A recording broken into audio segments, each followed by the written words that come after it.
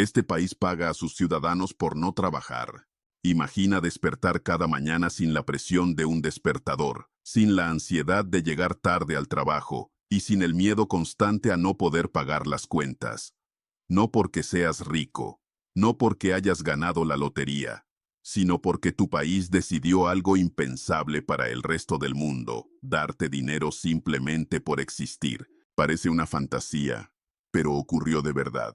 En el norte de Europa, donde los inviernos son largos y el silencio pesa tanto como la nieve, un país se atrevió a hacer una pregunta que incomodó a gobiernos, economistas y empresarios de todo el planeta. ¿Y si las personas no tuvieran que trabajar para sobrevivir? Ese país fue Finlandia. Y lo que descubrieron cambió para siempre la forma en que entendemos el trabajo, la dignidad y la libertad. El experimento que nadie se atrevía a hacer. Durante décadas, el trabajo fue visto como una obligación moral. Si no trabajas, no comes. Si no produces, no vales. Esa idea se repitió tantas veces que se convirtió en ley no escrita en casi todos los países del mundo. Pero Finlandia decidió romper ese paradigma. En 2017, el gobierno lanzó uno de los experimentos sociales más radicales de la historia moderna, un ingreso básico universal. 2.000 ciudadanos, seleccionados al azar, comenzaron a recibir dinero mensual del Estado, sin condiciones. No tenían que buscar empleo. No tenían que demostrar pobreza. No tenían que aceptar trabajos forzados. El dinero llegaba, trabajaran o no. La pregunta era simple, pero peligrosa. ¿La gente se volverá perezosa si ya no necesita trabajar? Pagar por no trabajar. El miedo del sistema. Desde fuera, muchos países reaccionaron con burla. Van a crear una generación de vagos. Eso destruirá la economía. Nadie querrá trabajar. Era el miedo clásico. Si el trabajo deja de ser una obligación, ¿qué pasará con la productividad? ¿Quién hará los trabajos duros? ¿Quién moverá el mundo? Pero Finlandia no buscaba eliminar el trabajo. Buscaba algo más profundo. Eliminar el miedo. El verdadero enemigo no era el desempleo. En Finlandia, como en muchos países desarrollados, el problema no era solo la falta de empleo. Era la inseguridad mental. Personas atrapadas en trabajos que odiaban. Desempleados con ansiedad crónica. Ciudadanos viviendo con el miedo constante a caer en la pobreza. El sistema tradicional castigaba a quien intentaba emprender. Si aceptabas un trabajo temporal, perdías ayudas. Si probabas un negocio y fracasabas, quedabas peor que antes. Era una trampa invisible. El ingreso básico buscaba romperla. Lo que realmente pasó, cuando los resultados comenzaron a llegar, el mundo quedó en silencio. Los ciudadanos que recibían dinero no dejaron de trabajar, pero ocurrió algo inesperado. Trabajaban mejor. Menos miedo, más libertad. Las personas que recibían el ingreso básico mostraron menos estrés, menos ansiedad, menos depresión, más sensación de control sobre sus vidas.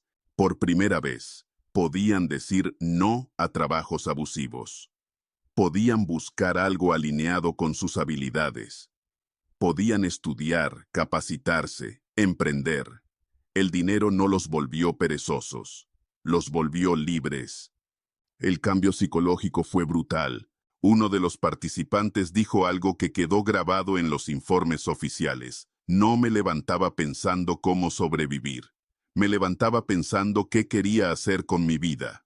Esa frase explica todo. Cuando el miedo desaparece, el cerebro funciona distinto. La creatividad aumenta, la toma de decisiones mejora, la salud mental se estabiliza, el trabajo deja de ser una condena y se convierte en una elección. ¿Y la economía? Contrario a lo que muchos creían, el sistema no colapsó. Las personas siguieron consumiendo, siguieron pagando impuestos, siguieron participando en la economía. De hecho, algunos sectores se fortalecieron, más pequeños negocios, más autoempleo, más innovación, porque cuando no tienes miedo a perderlo todo, te atreves. Entonces, ¿por qué no todos los países lo hacen? Aquí viene la parte incómoda. El ingreso básico no solo cambia la vida de los ciudadanos, cambia el equilibrio de poder.